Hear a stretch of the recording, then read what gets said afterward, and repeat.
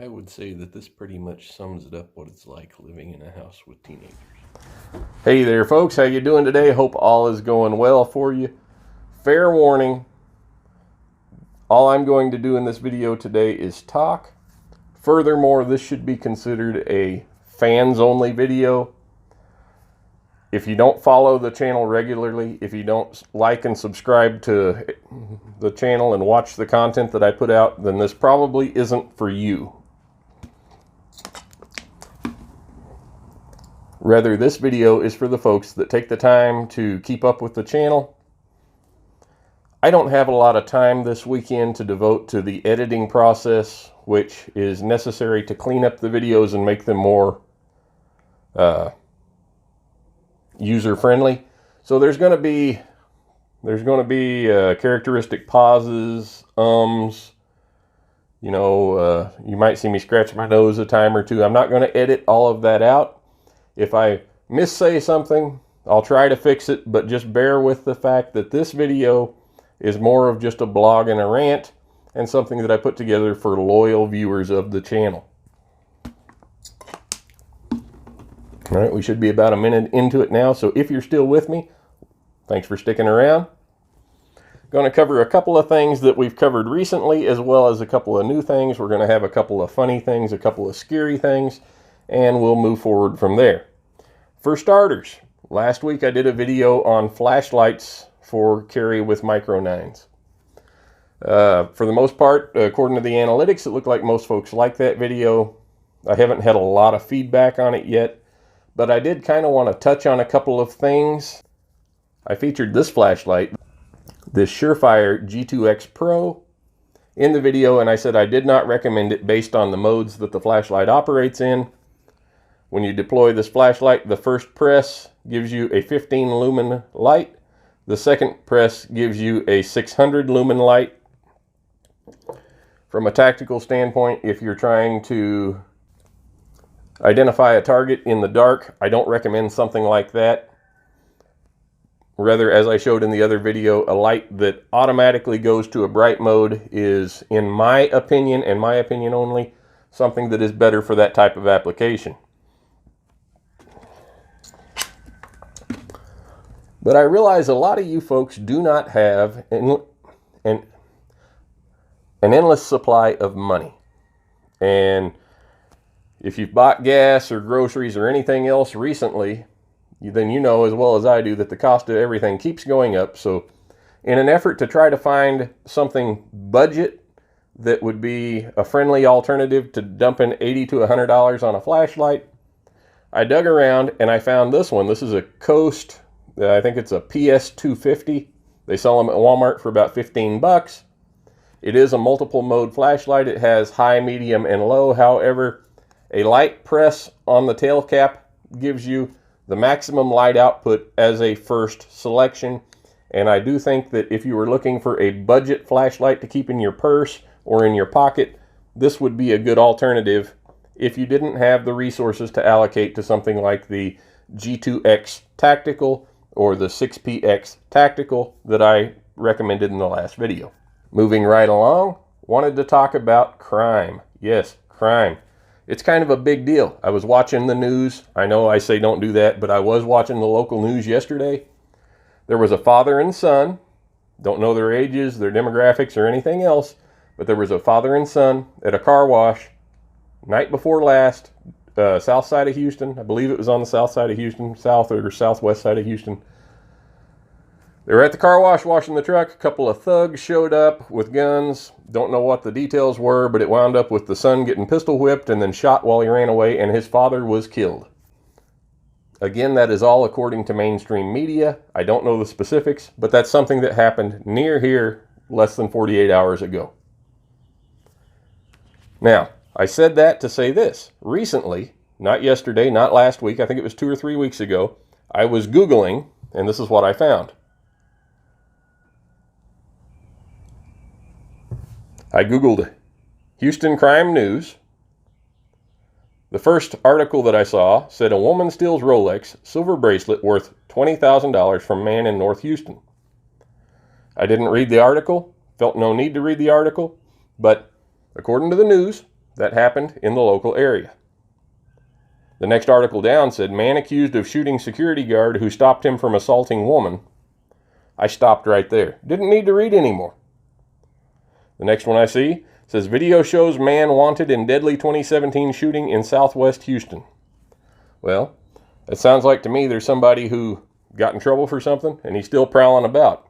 I could say a lot more about that. So I dug around, and yes, here's the date. March 8th was the date that this occurred. Suspect remains at large after fatally shooting man in West Houston, police say.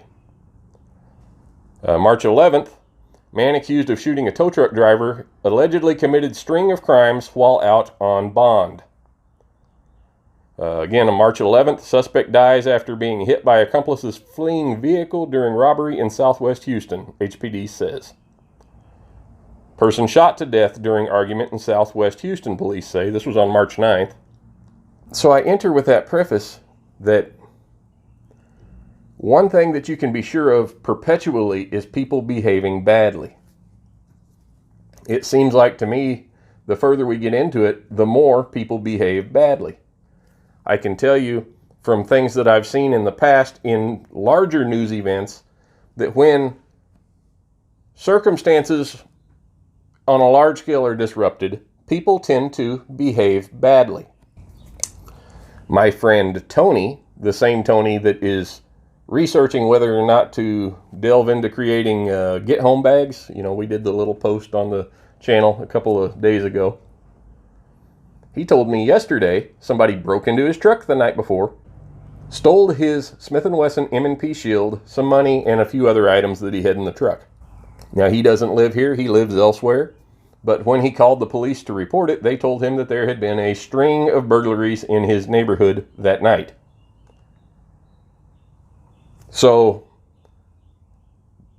I said all that to say we need to be aware that stuff goes on like this all the time. You need to have your head on a swivel and pay attention to your surroundings. Don't count your money at the ATM. Don't be completely predictable in case somebody decides to watch you for a couple of days before they make their move. You know, maybe take an alternate route home from work. Especially if you operate in an environment like I mentioned in the flashlight video where you work, you know, like at a bank, or if you work at a bail bondsman or check cashing outfit, or somewhere where you're liable to have a bank bag or something like that with you at the end of your day, or if you get off work after nighttime. Pay attention to what's going on around you, folks. It's not getting any better. So moving on from that, let's lighten the mood a little bit. I'm going to put up a couple of things that I found on the internet lately that I thought were funny. We'll start with this one. In case you were ever wondering why you shouldn't eat the silica packets, this kind of spells it out for you. All right, so moving on. A friend of mine posted this. I saw it and had to laugh because it hit way too close to home. When you accidentally put too much biscuits and gravy on your plate and you have to finish it because mama didn't raise no quitter. I know. I need to get back on my diet. You know, talking about the violence that we just described a minute ago and things that are going on a grand scale in other areas of the country. When I do watch the news, this is probably what I look like. This one is just funny. It's especially funny because anytime my brother responds to something I say, he says, "Noise." Thought that was funny. I need to go to the barber shop. I'm getting a little long for even my liking. And on that note, I found this one and I thought it was funny. Barber, what do you want? Remember when RoboCop took his helmet off? Barber, say no more. Ooh. I'm not going to say any of those words, but oof. Yeah. Ooh. I wonder what this guy would have to say about that. I know ammunition's in short supply, so when you go to the range, they have targets that you can put up that, depending on, they have these targets that kind of look like a dartboard, and of course the bullseye's in the middle, and then depending on which direction you're going, the target will tell you what it is that's likely that you're doing to the pistol to cause the bullets to deflect to that side. I've pretty much narrowed it down to this. I said that to myself as much as I did to you guys. Where are my Futurama folks at?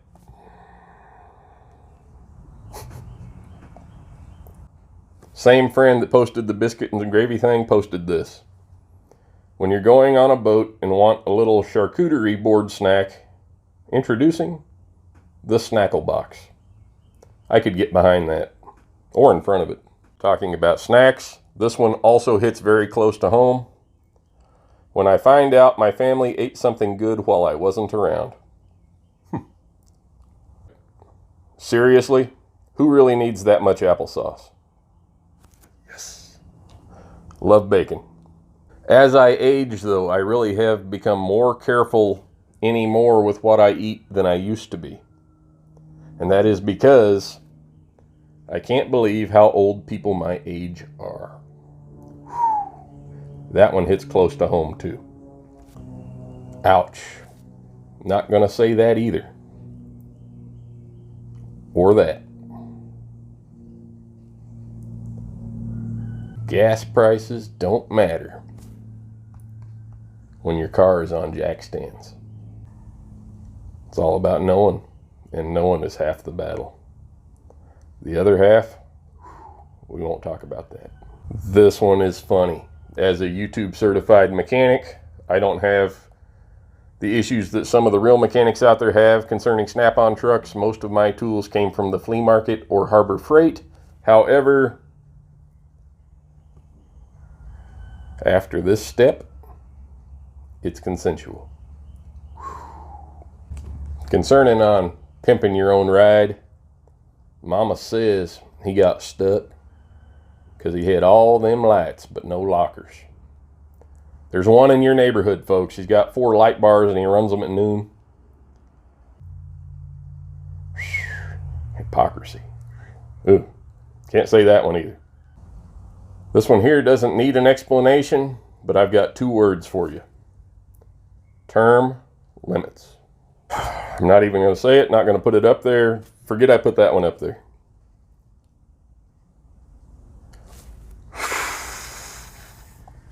Not going to say that one either.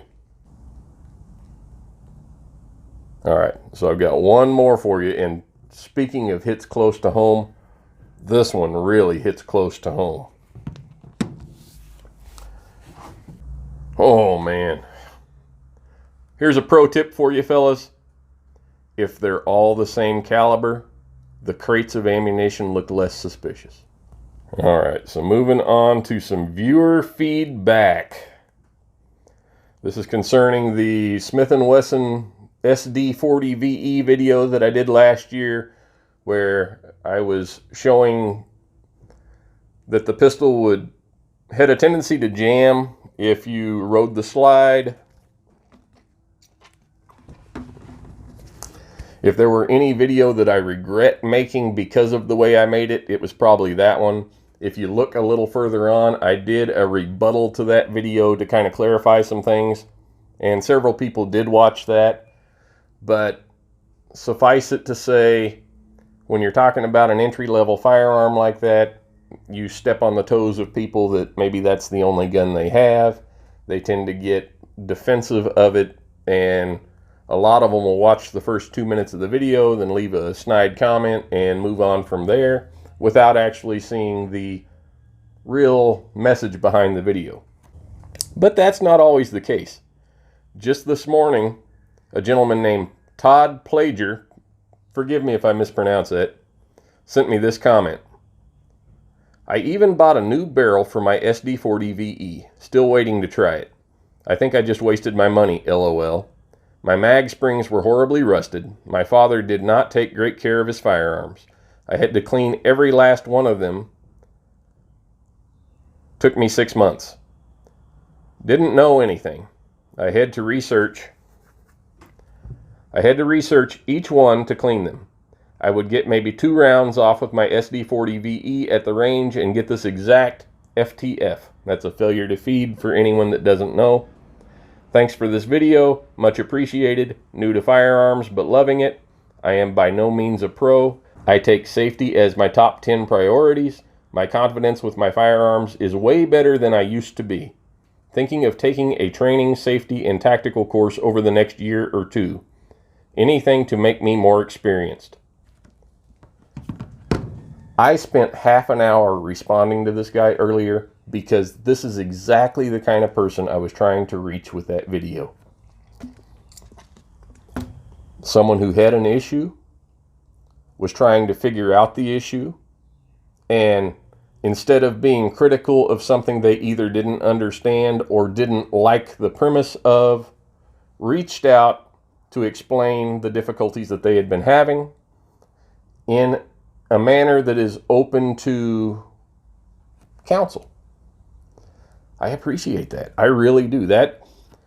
It's guys like Todd that is the entirety of the reason why I do videos like that. When I do something that seems a little bit basic or something that seems a little overly safety conscious or something, it's to help somebody that is looking for an answer. It's not to get into gun shop talk with guys that have been doing this their whole lives.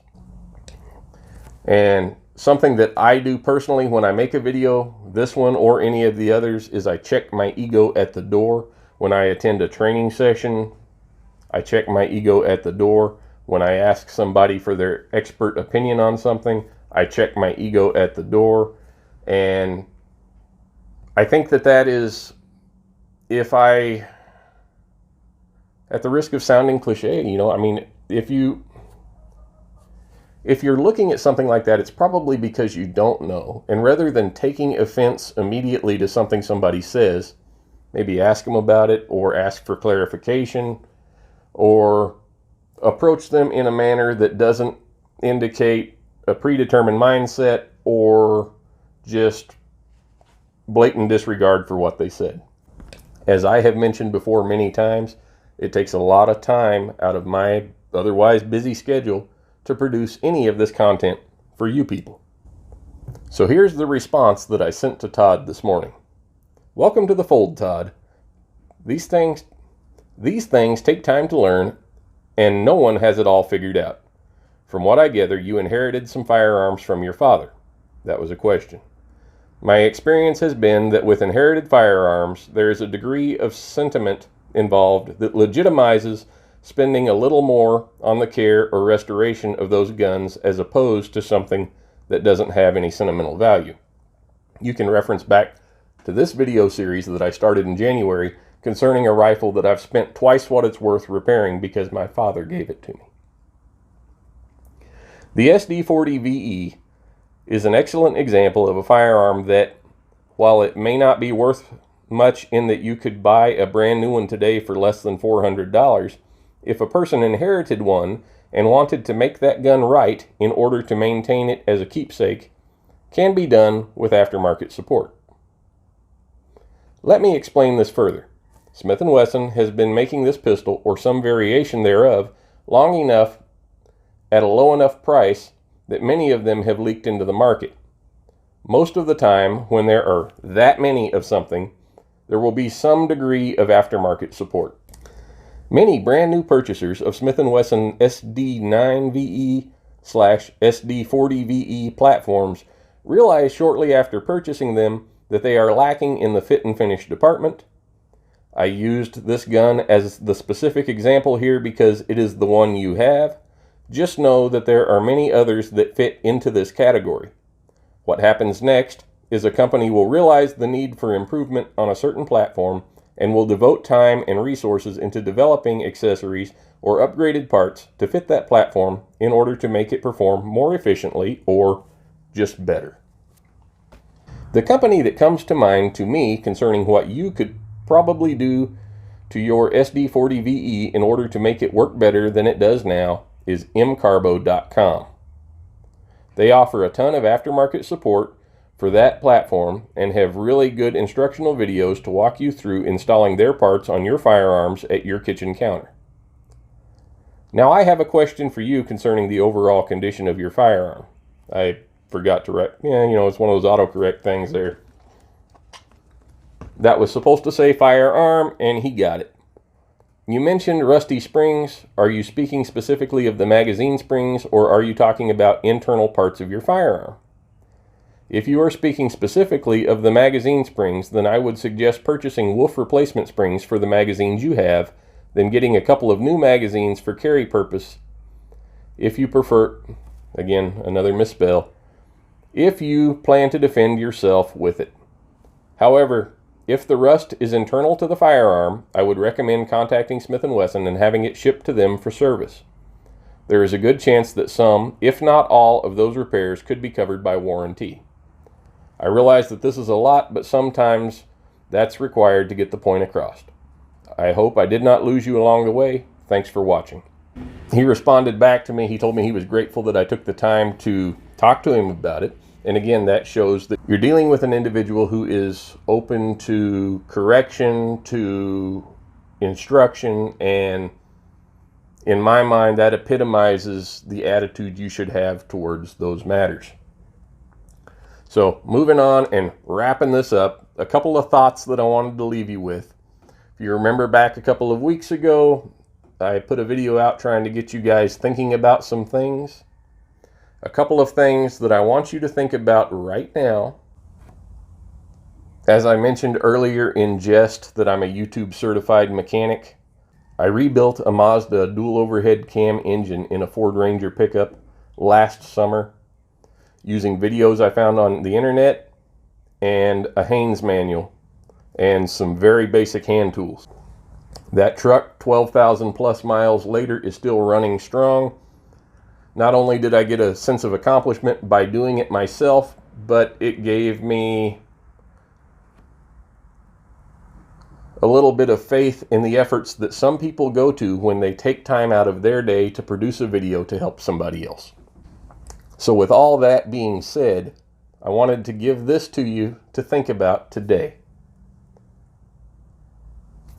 If for whatever reason there were some type of catastrophic event that occurred and the grid went down, we lost the internet for whatever reason, and you needed to get from where you live to another state to go stay with somebody who was better, I hate the word, prepared for the situation, would you be able to find your way there without Google Maps? I practice what I preach on this one, folks. This is a 2022 Rand McNally Road Atlas for the United States. Is it an end-all be-all? No. Did I want to spend $15 on that? No. But you know what? If I need it, now I have it. So anything you can do today to get yourself a little closer to self-reliant for tomorrow is a win. And with that, folks, I know I've eaten up enough of your time. Take care. God bless. We'll see you next time.